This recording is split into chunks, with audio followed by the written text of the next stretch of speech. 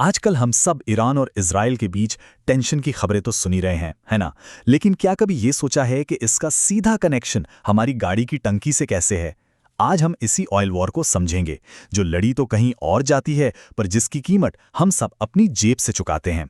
तो सबसे बड़ा सवाल यही उठता है, हजारों मील दूर चल रहा एक झगड़ा यहां हमारे देश में पेट्रोल के दाम कैसे बढ़ा देता है? इसका जवाब छिपा है ग्लोबल पॉलिटिक्स, इतिहास और सबसे जरूरी चीज तेल में। चलिए इस पहेली को परत दर परत सुलझाते हैं। तो चलिए शुरू करते हैं इस ऑयल पावर गेम को समझने से। देखिए, एक वजह है कि मिडिल ईस्ट को दुनिया का फ्यूल टैंक कहा जाता है, क्योंकि ईरान, सऊदी अरब, इराक जैसे देश मिलकर दुनिया के तेल का एक बहुत बड़ा हिस्सा प्रोड्यूस करते हैं और यहीं से सारी ताकत का खेल शुरू होता है। और अगर हम इतिहास को देखें तो ये कोई नई बात नहीं है।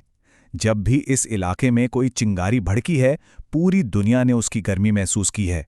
याद कीजिए 1973 का ऑयल क्राइसिस, जब तेल की कीमतें एक ही झटके में 4 गुना बढ़ गईं और दुनिया मंदी में चली गई। और फिर 1979 की ईरानी क्रांति ने ईरान इजराइल की दुश्मनी की वो नींव रखी जिसका असर आज तक दुनिया देख रही है। और इन सब घटनाओं ने दुनिया को एक सबक सिखाया, जो आज भी उतना ही सच है, कि ऑयल इज पावर।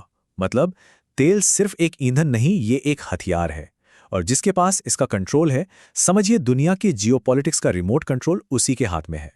अच्छा, अब इतिहास से निकलकर जरा दुनिया के नक्शे पर चलते हैं। यहाँ एक ऐसी जगह है जिसे ग्लोबल इकोनॉमी का चोक पॉइंट कहते हैं। मतलब एक ऐसी नाजुक नस जिसे अगर कोई दबा दे तो पूरी दुनिया की सप्लाई लाइन ही थम सकती है। इस जगह का नाम है स्ट्रेट ऑफ होर्मुज। ये एक बहुत ही संकरा समुद्री रास्ता है जो तेल से लबालब फारस की खाड़ी को खुले समंदर से जोड़ता है। आप इसे ग्लोबल ट्रेड के लिए एक ऐसी जरूरी धमनी समझ सकते हैं जहां से दुनिया की ऊर्जा का एक बड़ा हिस्सा गुजरता है। अब आप सोच रहे होंगे कि ये इतना जरूरी क्यों है, तो जरा इस नंबर पर गौर कीजिए, 20%। जी हां, पूरी दुनिया की रोज की तेल सप्लाई का लगभग 5वां हिस्सा, मतलब 20%, सिर्फ और सिर्फ इसी एक पतले से रास्ते से गुजरता है। सोचिए जरा, एक रास्ता और दुनिया की 20% एनर्जी सप्लाई उस पर टिकी है। इसीलिए ये इतना जरूरी और उतना ही खतरनाक पॉइंट है। तो अब आप खुद ही सोचिए, अगर इस रास्ते पर जरा सी भी गड़बड़ होती है तो क्या होता है? एक चेन रिएक्शन शुरू हो जाता है। स्टेप 1, रास्ते पर खतरा या ब्लॉकेज। स्टेप 2, ग्लोबल सप्लाई पर अचानक ब्रेक लग जाता है, सप्लाई घट जाती है और नतीजा, दुनिया भर में कीमतें रॉकेट की तरह ऊपर भागती हैं।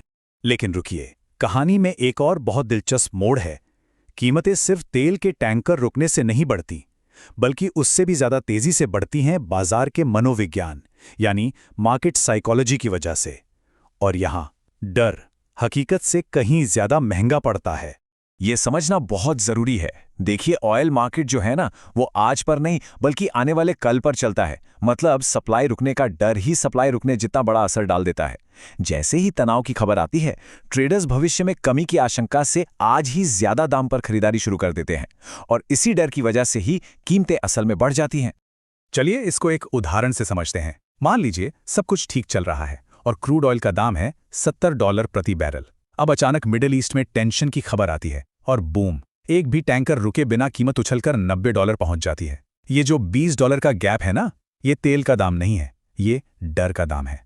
तो चलिए अब इस पूरी ग्लोबल कहानी को सीधा अपने पेट्रोल पंप तक ले आते हैं। आखिर में इस सब का हमारी जेब पर असर कैसे पड़ता है? देखिए, हम अपनी जरूरत का लगभग 85% कच्चा तेल बाहर से मंगाते हैं, मतलब इंपोर्ट करते हैं। अभी आंकड़ा साफ साफ बताता है कि हम ग्लोबल मार्केट के उतार चढ़ाव से कितना ज्यादा जुड़े हुए हैं। तो जब वहां कीमतें बढ़ती हैं तो उसकी लहर हम तक पहुंचना बिल्कुल तय है।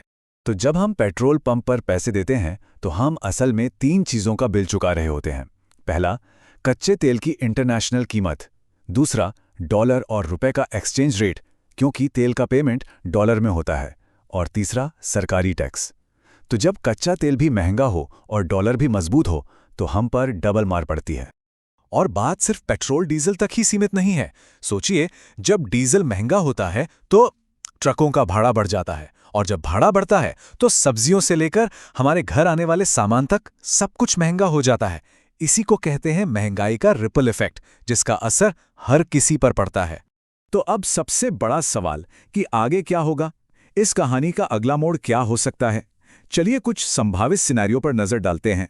मोटे तौर पर देखें तो दो रास्ते नजर आते हैं। पहला सिनेरियो है शॉर्ट टर्म टेंशन का। इसमें कीमतें कुछ वक्त के लिए बढ़ेंगी और फिर हालात सुधरने पर धीरे धीरे नीचे आ जाएंगी। लेकिन जो दूसरा सिनेरियो है वो कहीं ज्यादा खतरनाक है, एक फुल स्केल वॉर। अगर ऐसा हुआ तो तेल की कीमतें $100 प्रति बैरल के भी पार जा सकती हैं और पूरी दुनिया पर मंदी का खतरा मंडराने लगेगा। तो ऐसे हालात में भारत क्या कर सकता है? क्या हमारे पास कोई विकल्प हैं? हाँ, बिल्कुल हैं। हमारे पास भी कुछ स्ट्रेटेजिक मूव्स हैं। पहला, रूस जैसे देशों से डिस्काउंट पर तेल खरीदना।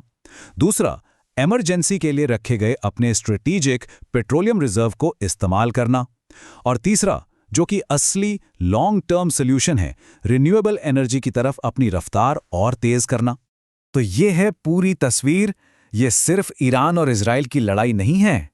ये जियोपॉलिटिक्स, इकोनॉमिक्स और एनर्जी सिक्योरिटी का एक ग्लोबल शतरंज का खेल है, जिसकी हर चाल का असर पूरी दुनिया पर पड़ता है। और ये सब हमें एक बहुत बड़े सवाल पर लाके खड़ा करता है कि आज की इस इतनी ज्यादा कनेक्टेड दुनिया में क्या कीमतों में सच्ची स्थिरता कभी मुमकिन भी है, या फिर हमें हमेशा ऐसे ग्लोबल झटकों के लिए तैयार रहना होगा। इस पर सोचेगा जरूर।